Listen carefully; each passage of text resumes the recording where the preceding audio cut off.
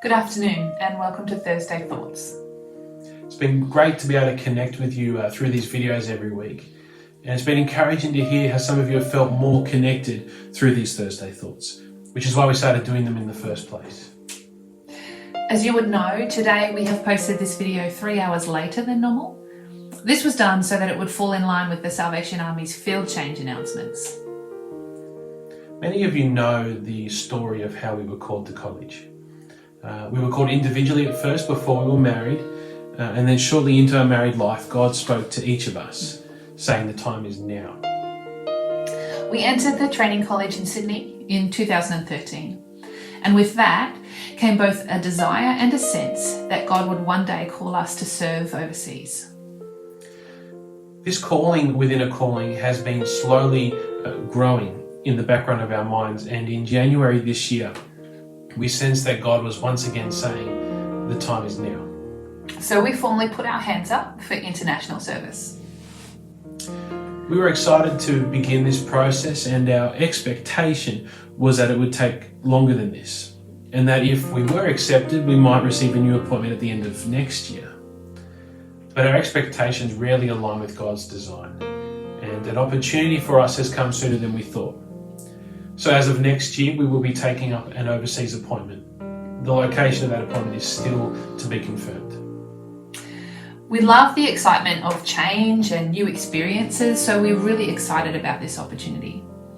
But as a family, we're also really sad to say goodbye so soon. At the conclusion of this year, we will have been living and serving in this community for 4.5 years. That's the majority of our officership, which has been right here in this community. This church and this community is all our children have known, and we have a deep love for you, our church family. You welcomed us with such warm and loving arms. You loved us and supported us through some really challenging and difficult times. We've laughed together, we've cried together, and we've grown together. This appointment has stretched us as leaders and has taught us more about who God has called us to be as leaders. We've loved journeying with you as we have sought to deepen our faith and our love for God as individuals, as a family, and as a community of faith. So we're a barrel of mixed emotions. We're excited and sad. But the thing we are most excited for is to share with you who will be coming to take up the appointment of team leader for the Blue Mountains in the new year. When we submitted our papers for international service, the division began communicating with us about what the next stage of leadership would look like in the mountains. We can't stress enough how important this was for both us and for the division to get this right. Many hours of prayer and seeking God's direction have been poured into this decision. And so we are thrilled to announce that Major Mark Brooks will be taking up the appointment of team leader for the Blue Mountains in January next year. As many of you know, Mark has been our area officer, and in the 2 years he was in this role, he developed a real love for this community and a genuine excitement for what God is doing here. Mark is a gifted mentor. We benefited greatly from this during his time as our area officer, and it's because of this that he will also be overseeing and supporting a new ministry leader beginning work in the Mudgee and Bathurst area. This is a relationship that began developing when he was in the area officer role. We have heard from him directly, and he is so excited about taking up this new appointment and having a more hands-on role here in Springwood. We loved having Mark as our area officer. He has a real heart for people, he's exceptionally perceptive to the Holy Spirit's leading, and he's passionate about discipleship. So we could not have asked for a smoother transition here.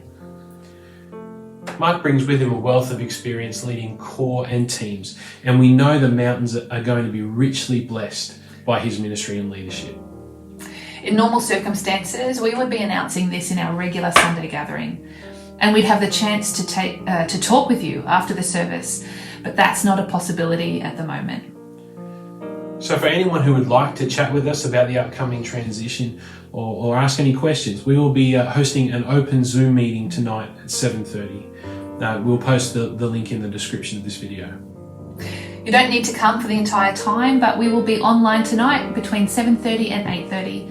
So pop in any time during that time frame. We'd love to chat with you. We are a people of prayer. And so we would greatly encourage you to be in prayer. To pray for our church family as we go through this period of transition. Pray for Major Mark as he prepares to step into this role. And we'd also ask that you pray for us and our family as we begin our adventure of moving to and ministering in another country.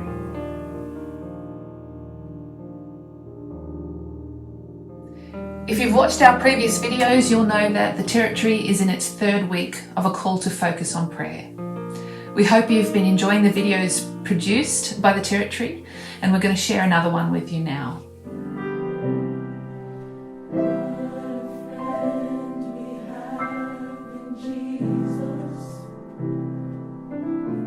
Here are 4 fingers. We're looking at the 4 fingers in a life of prayer. These are like the 4 basics. If you get them happening, you're halfway there already, maybe even more than halfway. Today, we come to look at the 3rd finger in a life of prayer. Now, this one is both profound and simple. A genius professor can do it, a child can do it. You could do it in a cathedral, but you can also do that on a bus. Moses did it, David did it, Mary did it, Paul did it. What did they do? They talked with God. And that is our 3rd finger in a life of prayer. Talk with God. Prayer is a conversation with God. That is what the Clement of Alexandria in Egypt said in the 2nd century.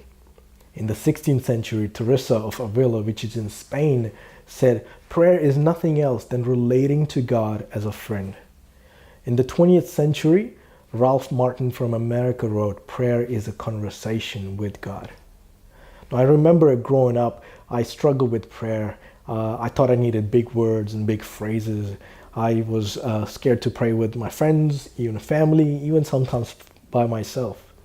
I remember going to my mom for help, and she said that, Ashish, the way you have come to me for help, the way you're having a conversation with me, it's the same way you have a conversation with God. Just open your heart. And that conversation changed a lot for me at that age. Now let's look at for a few minutes what it means to talk with God. And here are a few thoughts on that. There's a great teacher on prayer named Lawrence Lovesick, and he wrote, all that matters is you speak honestly and earnestly. You pray well when you tell God what is in your heart. So talk with God simply and naturally, as you would talk to your mother or your father or your someone that you love. Simply and naturally, honestly and earnestly. In the 19th century, there's a teacher on prayer named Teresa of Lisieux, and she said that, I just do what children have to do before they learn to read. I tell God what I want, simply, without using any splendid turn of phrases. And somehow God manages to understand me. See, God knows you better than anyone else. So be yourself with Him. Peter Kreeft said that God is the only person who will never ever misunderstand you. He's the only person who will never ever reject you. Now, a good conversation always runs 2 ways. How do you feel when you're in a conversation and you can't even get a word in? It's not great, is it? It's not even a real conversation. A true conversation is not monologue, but it is a dialogue. And that is true with our prayers. God invites us to talk with Him. That's amazing. But He also wishes to speak to us. And that is amazing. Every time I think about these things, I think about the creator of heaven and earth, the God who is above everything, the God who is so holy, wants to have a conversation with us.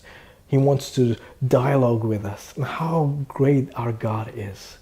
Okay. I remember when I was in London, England, a corps officer, a pastor of a Salvation Army church, and we used to have homeless drop-in center. Every time we opened the door, Charles would come to the doors. He would come to our program. And he was always filled with joy. He was always filled with some kind of joke to tell. He always had a smile on his face. Now, I had a conversation with Charles and I asked him, "Hey, Charles, how are you so happy, man?" And he said, "I talk to God and he tells me that he loves me." And that simple conversation was so impactful for me to understand that where Charles was. See, if you knew Charles' story, Charles had been through a lot in his life.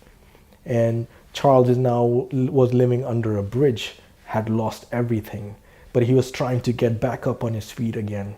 Almost every door was shutting in his face, no opportunity. But yet, in that moment, Charles was talking to God, and that God was talking to him. To me, that was such a powerful conversation, that no matter where we are in our life, that we can have a conversation, we can talk with God.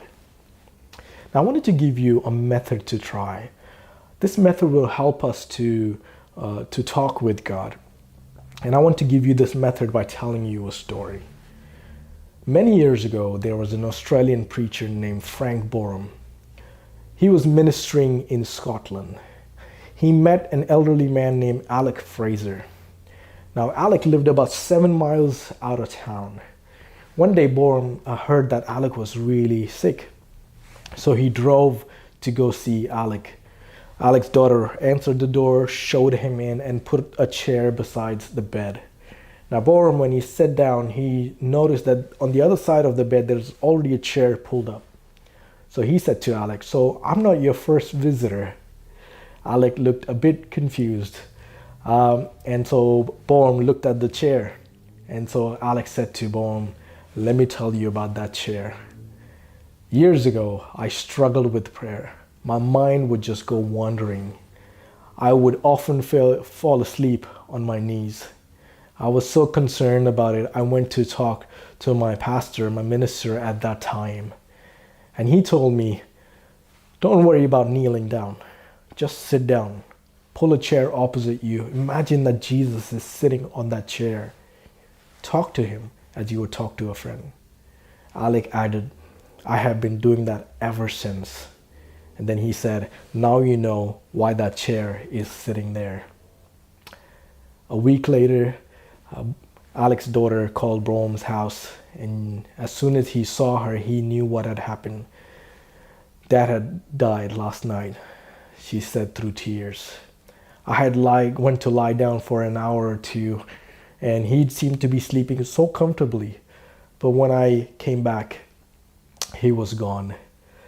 He didn't seem to have moved since I left him, but except he had stretched out his hand and his hand was resting on that chair.' She said to Boreham, 'Do you understand?' And the preacher man said, 'Yes, I do. I understand.'